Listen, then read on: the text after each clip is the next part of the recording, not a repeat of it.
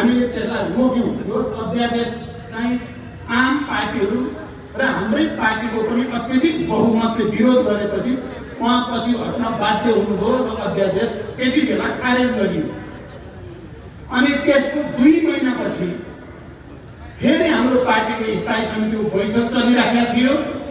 उहाँले के गर्नुभयो, आफ्नै निर्देशनमा स्थायी समितिको बैठक चलेको छ, बैठकमा चाहिँ नआउने, छलफलमा सहभागी नहुने, उहाँको ध्यान त नेकपा एमाले दर्ता गर्नुतिर गएछ र उहाँको प्रत्यक्ष निर्देशनमा निर्वाचन आयोगका हाकिमहरूलाई छिटो दर्ता गर भनेर नेकपा एमाले दर्ता गर्न पठाउनु भयो।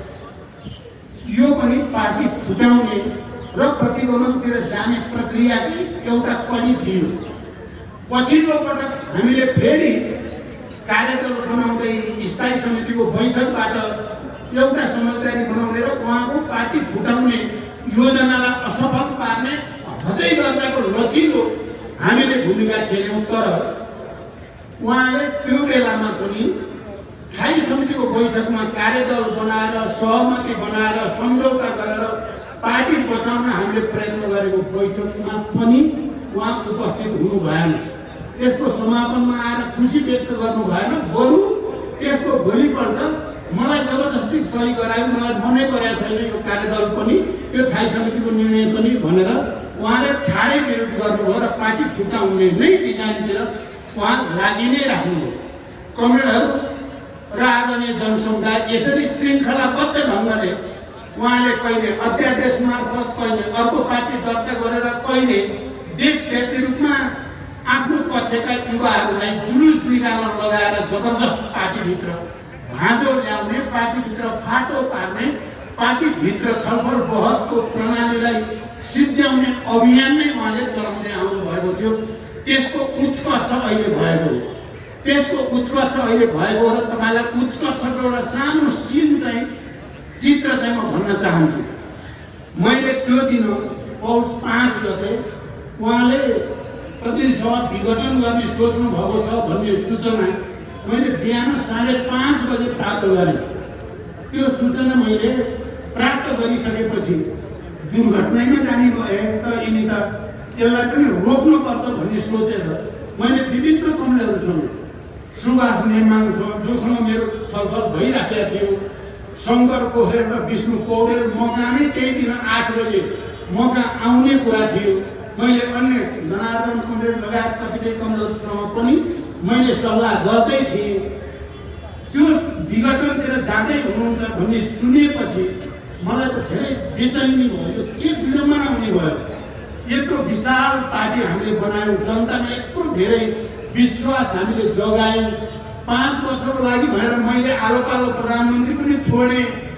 अब मेरो गल्ती कमजोरी भनेको मैले प्रस्तावमा भनेको छु, छोड्दै जाने, पार्टी फुट्ला कि देशमा राजनीतिक दुर्घटना होला कि भनेर केपीले भनेको मान्दै जाने गल्ती चाहिँ मैले 2 वर्ष गरेकै हो। त्यो कुरा म स्वीकार गरेको पनि छु। अनि उहाँ चाहिँ सम्पूर्ण चिज एकाधिकार आफ्नो कब्जामा पार्दै जाने यो कसरत त देखिएकै थियो। अनि त्यो दिन मैले 8 बजेतिर उहाँलाई फोन गरेर तपाईँ अलिकति एक्सट्रिम डिसिजनतिर जाँदै हुनुहुन्छ भन्ने सूचना मैले पाएँ। कमरेड त्यसो नगर्नुहोस्, कम्तीमा 2 जना हामी भेटेर छलफल नगरेसम्म तपाईँ डिसिजन नगर्नुहोस्। मैले रातभरि सोचेर 2टा विकल्प बनाएको छु। त्यो विकल्पबारे तपाईँले म छलफल गरेपछि मात्रै जे गर्नु छ गरौँला भने उहाँले हुन्छ भन्नुभयो र 11 र 11:30 को बिचमा भेट्ने अनि 1.5 घण्टा कुरा गरेपछि मात्रै अरू फर्दर के गर्ने भन्नेमा सहमति भयो। तर एकछिनपछि त उहाँ त अचानक क्याबिनेटको बैठक बोलाउनु भएछ। अनि क्याबिनेटको बैठक बोलाइसकेपछि मलाई त झन् चिसो बस्यो। अनि मैले फेरि उहाँलाई फोन गरेँ, अनि तपाईँ त क्याबिनेट बोलाउनु भयो त फेरि मैले त क्याबिनेट अगाडि तपाईँसँग भेट्ने पो भनेको हो भनेर भने मैले। त्यसो भएपछि म तुरुन्तै आउँछु तपाईँ कहाँ। क्याबिनेट भन्दा अगाडि तपाईँहरू म कमसेकम 15-20 मिनट भए पनि कुरा गर्नुपर्छ भनेर म गाडी लिएर निक्लिहालेँ। म पुग्दा नपुग्दै उहाँ क्याबिनेटभित्र छिरिहाल्नु भयो। अनि म उहाँको निवासमा जाँदा सुभाष नेमाङ त्यहाँ हुनुहुन्थ्यो। किन उहाँ त मसँग कुरा गरेर मात्रै जाने भन्ने भएको थियो, त उहाँले त गइदिए आउनुभएको छ भन्दा सुभाषजीले मलाई भनेको चाहिँ उहाँले भन्नुभयो होइन उहाँ त अध्यादेश फिर्ता लिन जानुभएको भन्नुभएको छ मलाई भन्दा थोरै राहत आयो मलाई। ए अध्यादेश फिर्ता लिन गएको भन्दा राम्रै कुरा भयो। तर 5 मिनट के बसेका थिएँ, क्याबिनेटबाटै सूचना आयो मलाई कि प्रतिनिधि सभा भङ्ग गर्ने प्रस्ताव भइसक्यो भनेर सूचना आएपछि म चाहिँ निकै नै स्तब्ध जस्तो भएको थिएँ। यति ठुलो ढाँट छल जाल झेल गर्नुपर्छ त पार्टीभित्र? तपाईँहरू विचार गर्नुहोस्। यसरी नियोजित रूपमा उहाँले यो सङ्घीय लोकतान्त्रिक गणतन्त्रका विरुद्ध, लोकतन्त्रका विरुद्ध, हाम्रो संविधानका विरुद्ध अभियान चलाएको र एउटा ग्रान्ड डिजाइन अन्तर्गत, एउटा नियोजित षड्यन्त्र अन्तर्गत जनताका विरुद्ध यो प्रहार भएको हो भन्ने यसबाट प्रमाणित भएको छ। र मैले त्यसकारण भनेको छु कि अब यसलाई रोक्ने मुख्य ताकत कुन हो त? हामीले यो सङ्घीय लोकतान्त्रिक गणतन्त्रको संविधान बनाउँदा संविधानको प्रस्तावनामा नै लेखेका छौँ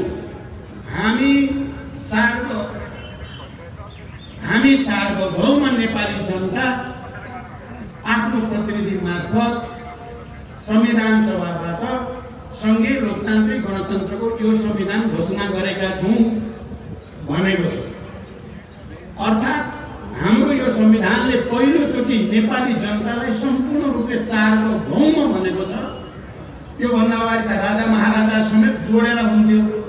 यो पटक सम्पूर्ण रूपले नेपाली जनता सार्वभौम अधिकार सम्पन्न छन् र उनीहरूको सार्वभौम अधिकारको प्रयोग गरेर नै संविधान सभाबाट सङ्घीय लोकतान्त्रिक गणतन्त्रको संविधान घोषणा गरिएको हो भने हाम्रो पार्टीले र हामीले के सोच्यौँ भने अब यो प्रतिगमनलाई रोक्ने, यो प्रतिक्रान्तिलाई रोक्ने, यो लोकतन्त्रको हत्या गर्ने प्रवृत्तिलाई रोक्ने ताकत नेपाली जनतामा मात्रै छ।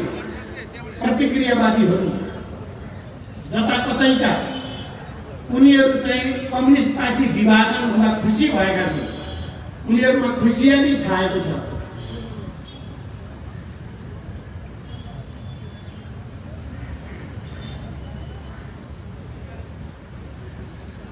भएको छ भने सार्वभौम नेपाली जनतामा जानु र जनताको साथ लिएर अगाडि बढ्नु पाए यो प्रतिगमन सच्याउने अर्को कुनै कारगर, प्रभावकारी, शक्तिशाली, दुनियाँको कुनै ताकतले रोक्न नसक्ने अरू कोही छैन भनेर हामी जनतामा जानु पार्टीको तर्फबाट पहिलो चरणको कार्यक्रम घोषणा गरेर आएका छौँ।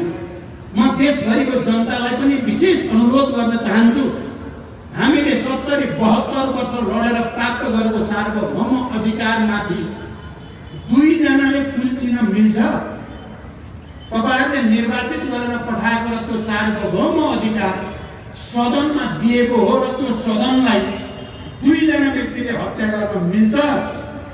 कदापि मिल्दैन। त्यसकारण हामी तुरुन्तै हामीले एक्सनमा जानु पर्दछ। हामीले हाम्रो सार्वभौम अधिकार अपहरण भएको टुलुटुलु हेरेर बस्न सकिँदैन। जरुरी पर्छ भने हामी कठोर सङ्घर्षमा जान पनि तयार हुनुपर्दछ भनेर भनेका छौँ। म अहिलेको प्रसङ्ग अलिकति तपाईँहरूलाई राख्न चाहन्छु। अनि संसद एकाएक भङ्ग भयो, अर्को अध्यक्षले एकचोटि कुरा गरेर विकल्पमा सोचौँ भन्दा त्यो अवसर पनि नदिएकोबाट के बुझिन्छ भने केपी केही समय पहिलेदेखि नियोजित रूपमा षड्यन्त्रमूलक ढङ्गले प्रतिक्रान्तितिर जाने तयारीमा थिए। अनि म चाहिँ उहाँ केपीजी आइसकेपछि तपाईँले त सिधै हाल्नुभएछ नि भने मैले अब मिलेर चुनावमा जाने भन्नुभयो। एको चुनाव तपाईँले गरेर चुनाव हुने हो, तपाईँ संविधानको हत्या गर्ने अनि चुनावको कुरा गर्ने भने मैले होइन अहिले पनि सम्मान छ भन्ने के भन्नुभयो भने म राष्ट्रपति कहाँ जान्छु भन्नुभयो। होइन अलिकति चाहिँ केही कुरा गर्नु न, के छ उपाय भन्दाखेरि म राष्ट्रपतिलाई अहिले भर्खरै स्वीकृति नगर भन्न जान्छु भने क्या लास्ट आकर्षण ढाँड छ बाहेक केही पनि नभएको बुझ्नु होला है। यो गहिरो छ कुरा हेर्दा सानो सानो जस्तो तर गहिरो छ। म पार्टी अध्यक्ष, उहाँ समेतले कार्यकारी भनिएको अध्यक्ष, अनि राष्ट्रपतिलाई तुरुन्तै स्वीकृति नगर्नुहोस्, हामी सल्लाह गर्छौँ भन्न चाहन्छु। म 10 मिनटमा आउँछु भन्नुभयो उहाँले, 10-15 मिनटमा आउँछु। अब त्यो पनि ढाँट कुरा हो भन्ने त मलाई लागिहाल्यो। त्यहाँ चाहिँ म भ्रमित थिइनँ। तैपनि चाहिँ मैले ठिकै छ हाम्रो त, किनभने त्यहाँ बैठक पनि थियो स्थायी समितिको, बैठकमा त मलाई आउनु नै थियो। त्यसो भए खाना खाएर म 12 बजे आउँछु भनेर म हिँडेँ र त्यहाँ आउँदा नआउँदा त एकैछिनपछि राष्ट्रपतिबाट पनि लागिसकेको सूचना आइ नै हाल्यो। उहाँ गएको मलाई त त्यो स्वीकृति नगरिहाल्नु भन्छु नि त म राष्ट्रपतिलाई भन्नुभयो। उता गएर भन्नु के भयो त भने छिटो गरेर यहाँ फेरि चाहिँ मलाई दबाब आउनु थाल्यो भनेको बुझियो। यसबाट उहाँको मनस्थिति कति प्रतिक्रान्तिकारी दिशामा गएको, सङ्घीय लोकतान्त्रिक गणतन्त्रका विरुद्ध प्रहार गर्न कति हतार उहाँलाई भएको भन्ने यसबाट प्रमाणित भएको छ। त्यसकारण कमरेडहरू र मित्रहरू, यो हाम्रो लागि मैले बुझ्दा जीवन मरणको सङ्घर्ष हो।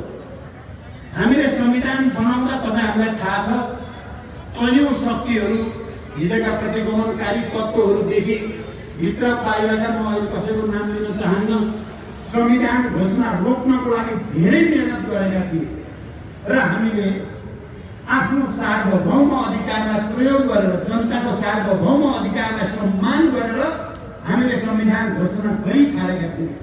र त्यो संविधान घोषणा गरेको प्रतिक्रान्तिकारीहरूलाई, प्रतिगमनकारीहरूलाई मन परेको थिएन, अरू पनि कतिपयलाई मन परेको थिएन। निर्वाचन गर्नेतिर गयौँ।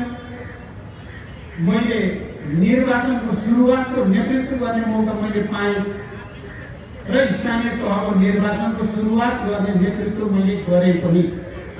धेरै मेहनत गरेर देशलाई पनि एकताबद्ध राख्ने, मधेस, पहाड, हिमाल सबैलाई पनि यो प्रक्रियामा सहभागी गराउँदै निर्वाचनतिर लाने काम भयो।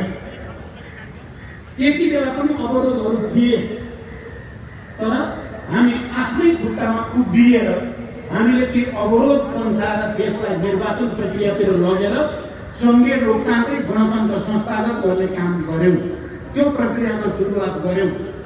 तर आज आफ्नै पार्टीको प्रधानमन्त्रीले यति निर्ममताका साथ प्रतिक्रान्तिकारीको गोटी भएको हेर्नुपर्ने अवस्था जो सिर्जना भएको छ, त्यसकारण हामी भर्खरै केन्द्रीय समितिको बैठक बसेर पनि हामीले निर्णय गर्यौँ कि यो लाइफ एन्ड डेथ नेपाली जनताको लागि, नेपाल राष्ट्रको भाग्य भविष्यको निम्ति एकचोटि फेरि जरुरी पर्यो भने निर्मम सङ्घर्ष गर्न तयार हुनुपर्दछ भनेर हामीले निर्णय गर्यौँ र आज हामी यहाँ छौँ।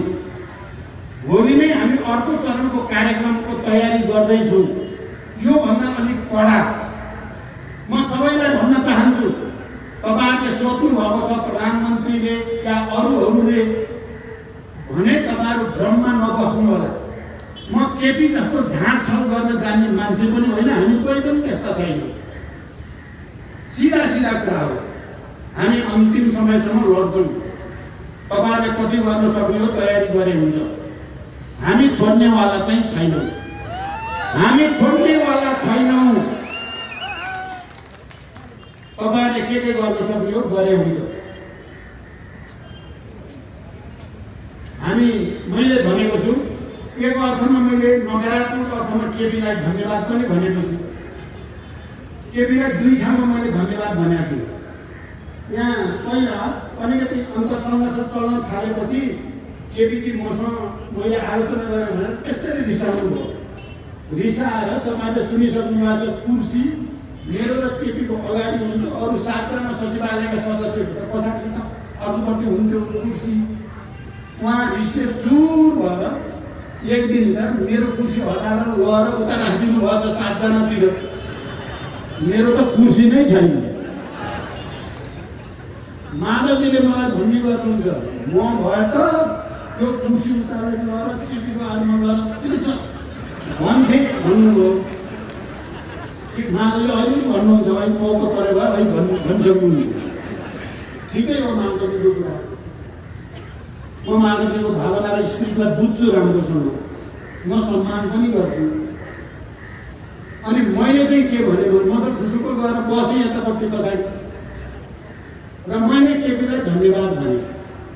म तपाईँतिर बस्नु बाध्य भएको थिएँ, एउटा उकुस मुकुस भएको थियो तपाईँसँग बस्नु। मलाई 7 जनाको मोर्चामा लगेर पठाइदिनु भयो, धन्यवाद। म 7 जनातिर भएँ आजदेखि। हुन पनि त्यस्तै भयो, हामी यता भयौँ, उहाँ उता हुनुभयो।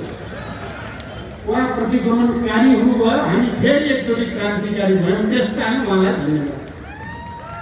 अहिले पनि मैले धन्यवाद भनेको छु एक अर्थमा। कतिपय साथीहरूले प्रचण्ड जस्तो मान्छे, माधव नेपाल, झलनाथ खनाल, नारायण काजी, अरू नेताहरू, अमृत बोहरा, दुवा सबै चाहिँ सडकमा पलेटी बसेर देख्दा 30 लागेको थियो क्या साथीहरू। अरे के दिन देख्नु पर्यो, 3 जना पूर्व प्रधानमन्त्रीहरू सडकमा गएर पलेटी बसेर जाडोमा बिरामी भगवान्ती भन्ने पीर पनि भएछ र जुलुस लिएर नारायणले हिँडेको दृश्य देख्दा कस्तो पिछला आए जस्तो, माया लागे जस्तो पनि, अलिअलि बैराग लागे जस्तो पनि खबर मलाई आयो। मैले के गरेँ भने होइन, जसरी केपीले मेरो कुर्सी झिकिदिएर मलाई 7 जना सचिवालयका सदस्यले मोर्चा बनाउन सहयोग गर्नुभयो। अहिले केपीजीले सदन भङ्ग गरेर मलाई जनताको मित्र, फेरि जनताको छोरो बनाउन पठाइदिनु भयो, त्यस कारण धन्यवाद। कता कता सत्तातिर जाँदाखेरि नेताहरू बिग्ने कि सबै उस्तैको हुन् कि हाततिर हात्ती छाप चप्पल भने जस्तो पो हो कि भन्ने परेको थियो। अब गएर भुइँमा चिसो भुइँमा बसिदिएपछि त जनतालाई पनि भयो, मलाई त गर्व भयो। अब म फेरि जनताको छोरोको रूपमा जनतासँगै चाहिँ हिँड्ने, जनतासँगै बस्ने र जनतासँगै अगाडि बढ्ने मौका दिनुभयो केपीजीले। त्यस अर्थमा चाहिँ मैले उहाँलाई धन्यवाद भनेको छु। र कमरेडहरू र मित्रहरू, प्यारा दिदीबहिनी दाजुभाइहरू, यो आन्दोलन, यो प्रतिगमन नसकिँदासम्म, यो प्रतिसभा विघटनको प्रति क्रान्तिकारी कदम नसकिँदासम्म रोकिने छैन। मलाई विश्वास छ। अहिले म यस अर्थमा खुसी छु। मैले फेरि भनी गरेको छु, लडाइँ त हामीले जितिसक्यौँ। हिजो जनयुद्धको बेलामा या जनआन्दोलनको बेलामा मैले हिसाब गर्थेँ, पहिला विचार, राजनीति, जनभावना अनुसार योजना बन्यो कि बनेन र हामी जनतासँग जोड्यौँ कि जोडेनौँ भन्ने कुरालाई बडो गहिरो गरी विचार गर्थेँ मैले र योजना बनाउँथेँ। जनतासँग जोडिने योजना बनिसकेपछि लडाइँ लड्नुभन्दा अगाडि नै हामीले जित्यो भन्थेँ मैले, हामीले जित्छौँ। अहिले पनि मैले भनेको छु, हामीले लडाइँ जिति नै सक्यौँ। कमरेडहरू र मित्रहरू, हामीले जित्यौँ। किन जित्यौँ त? हामी जनताको साथमा भयौँ, केपी प्रतिगमनकारीको साथमा भयो। उनले लडाइँ हारे, हामीले लडाइँ जित्यौँ। लडाइँ जितको सबभन्दा ठुलो आधार भने जनतासँग को छ, लोकतन्त्रको पक्षमा को छ, समाजवादको पक्षमा को छ, कम्युनिस्ट पार्टीको सिद्धान्त विधि विधानको पक्षमा को छ, त्यसले जित्ने कुरा हो। हामीले जित्यौँ। अझ अहिले त अझ दृढताको साथ हामीले भन्न सक्ने कुरा के छ भने यो कदमका विरुद्ध के प्रतिपक्ष, के सदनमा भएका राष्ट्रिय दलहरू, के हिजोका प्रधान न्यायाधीश, अधिवक्ताहरू, के आजका बुद्धिजीवीहरू, सङ्घ संस्था, कहिले 22वटा, कहिले 25वटा, कहिले 54वटा, सब खडा भएका छन्। यो अलोकतान्त्रिक छ, असंवैधानिक छ र अब देशभरिको जनताले बुझिसकेको छ कि यो अलोकतान्त्रिक, असंवैधानिक, निरङ्कुश कदम हो, यसलाई सच्याइनै पर्छ भन्ने छ। अब मैले त अरू भन्न सक्ने कुरा छैन। जहाँ यो पुगेको छ ती ठाउँहरूले यो राष्ट्रको आवाजलाई, जनताको, आम नेपाली जनताको भावना र चाहनालाई सम्मान गरेर छिटोभन्दा छिटो निकास दिनेछन् भनेर भरोसा गर्नु बाहेक त हामीले अहिले त अरू धेरै गर्न सक्दैनौँ। पार्टीको कुरा छ, पार्टीको कुरा निर्वाचन आयोगमा छ।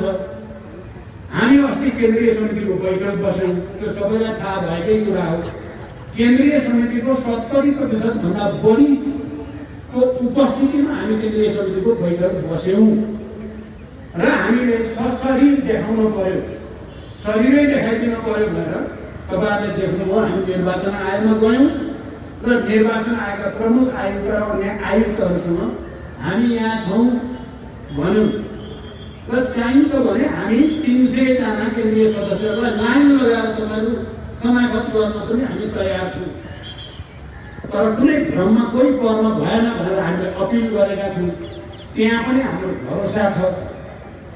तर कुरा के र कमलाहरू र मित्रहरू भने प्रतिक्रान्तिकारीहरू, प्रतिक्रियावादीहरू र गलत प्रवृत्तिका मान्छेहरू जाल, जेल, षड्यन्त्र, विधि पद्धति बाहिर अँध्यारा कुनामा राति त्यो के बैठक भएको पनि सुनेको छु मैले। आज चाहिँ भन्दैन, अर्को दिन भन्नुभएको मैले कस्ता कस्ता मान्छेका बैठक बसेर छन् भन्ने कुरा पनि। उनीहरू त्यसो गर्दा हामी दिउँको उज्यालोमा खुल्ला सिधा पारदर्शी तरिकाले जनतासँग वार्ता गर्छौँ। यही हो फरक। यदि हाम्रो फरक त्यहाँ छ। हामी सिधा भनिरहेका छौँ र पार्टीको वैधानिकताको कुरा र चुनाव चिन्हको कुरा यो त दिनको घाम जतिको छर्लङ्ग छ। 70% भएको पार्टी ल्याउने अनि 100को वरिपरि बसेर 1200 बनाएर नौटङ्की गर्ने, त्यो पनि कहीँ छलफल छैन। कहीँ छलफल छैन। एकजना व्यक्तिले 1200 मान्छे 1200 यस्तो पनि हुन्छ दुनियाँमा। पनि कम्युनिस्ट सिद्धान्त पद्धति विधि एकजनाको सनदमा संसद भङ्ग, सनदमा चाहिँ चुनावको घोषणा, सनदमा चाहिँ 1200 एकजनाले सिधै, त्यहाँ कहीँ छलफल छैन। त्यसकारण कमरेहरू यो ऐतिहासिक क्षण हो। हामी जति सशक्त रूपले अगाडि बढ्छौँ त्यति छिटो यो सच्याइन्छ। मैले बुझ्दा सडकले नै हो सच्याउनु, जनताले नै हो सच्याउनु। अरू कुरा पनि हामी गरौँला। अदालतसँग हामीले सम्मान गर्ने हो। अदालतलाई सम्मान बाहेक केही गर्नु मिल्दैन। हामी गर्दैनौँ पनि।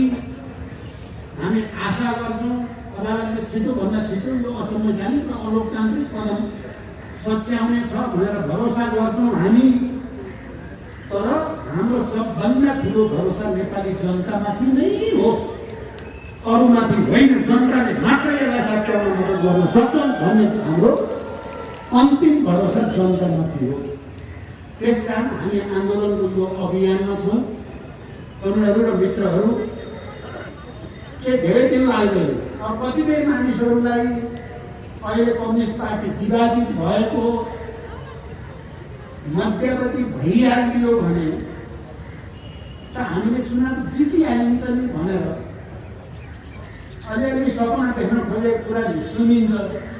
म ती साथीहरूलाई त्यस्तो सपना नदेख्नु, त्यो दुस्वप्न हो भन्न चाहन्छु। म चाहिँ यो हुनेवाला चुनावको घोषणा भएकै होइन।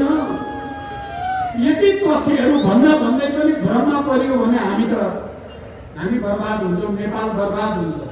यो चुनाव गर्नलाई घोषणा भएकै होइन।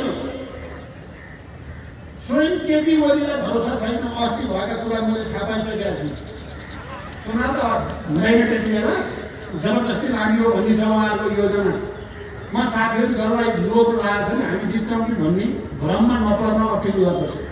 हुनेवाला चुनावको घोषणा गरेको होइन। हुनेवाला हो भनेर अर्को अध्यक्षले 5 मिनट 15 मिनट कुरा गरेर पार्टी एकताले बचाउँ, संसदले बचाउँ भन्दाखेरि हुँदा खानाको बहुमत छोडेर यस्तो दुर्घटना गर्नेले चुनाव गराउँछन्।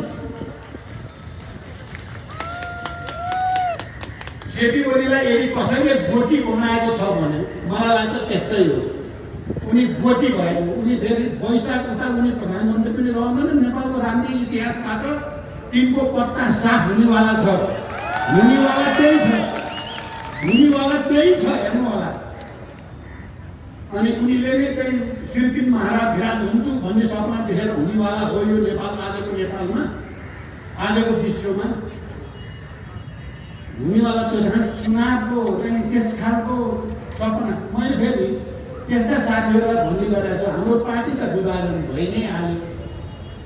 अब संसद पुनर्स्थापना भएर चुनाव गरे पनि ती साथीहरूले कम्युनिस्ट पार्टी फुटेको बेला हामीले चुनाव जित्यौँ भनेर फुटी नै हाल्यो। अब तपाईँ जित्नु होला नि त चुनाव। संसद पुनस्थापना भने 2 वर्षपछि त चुनाव हुनु नै छ। 1 वर्षपछि त स्थानीय चुनाव सुरु हुने नै वाला छ। कम्युनिस्ट पार्टी त फुटी नै हाल्यो। त्यसपछि तपाईँ त ढुक्क बसे भयो नि त। अनि यो लोकतन्त्रमाथि भएको यत्रो घात, संविधानमाथि भएको, तपाईँ हामी मिलेर बनाएको होइन यो संविधान। प्रधानमन्त्रीलाई अधिकार विशेषाधिकार दिनुहुन्न भनेर सहमति गरेर लेख्या होइन संविधानमा। अनि संविधान बचाइयो भनेको चुनाव पनि जित्नु होला। किन आत्तिनुहुन्छ? यदि त्यसो गरिएन भने पहिला त चुनाव त हुँदैन नै। र यो संघीय लोकतान्त्रिक गणतन्त्र धरापमा जान्छ, संविधान धरापमा जान्छ, शान्ति धरापमा जान्छ, त्यसै धरापमा जान्छ। यति कुरा त बुझ्न धेरै ठुलो ज्ञान चाहिने जस्तो पनि मलाई त लाग्दैन। यो त सजिलै बुझिन्छ, सबैले त भनिरहेका छन्। ल मानिलिनुहोस् एकछिनलाई, कल्पना गरौँ। ल भइयो, वैशाखमा त हुँदै हुँदैन, मङ्सिरमा भयो अरे, अर्को वैशाखमा भयो अरे, चुनाव भएर के हुन्छ? अर्को प्रधानमन्त्रीले पनि भङ्ग गरिदिन्छ। त्यसपछि के हुन्छ? नजिक त बस्ने भने एउटा ऐतिहासिक नजिर प्रधानमन्त्रीले चाह्यो भने जे पनि गर्न पाउने। त्यो नजिरमा टेकेर त भोलि हुने प्रधानमन्त्रीले नै फेरि विघटन गरिदिन्छ। अनि नेपाल के हुन्छ? नेपाली जनताको भाग्य भविष्य के हुन्छ? यो कुरा ख्याल गर्न म साथीहरूलाई अनुरोध गर्न चाहन्छु। सबै राजनीतिक दलहरूको यति बेलाको जिम्मेवारी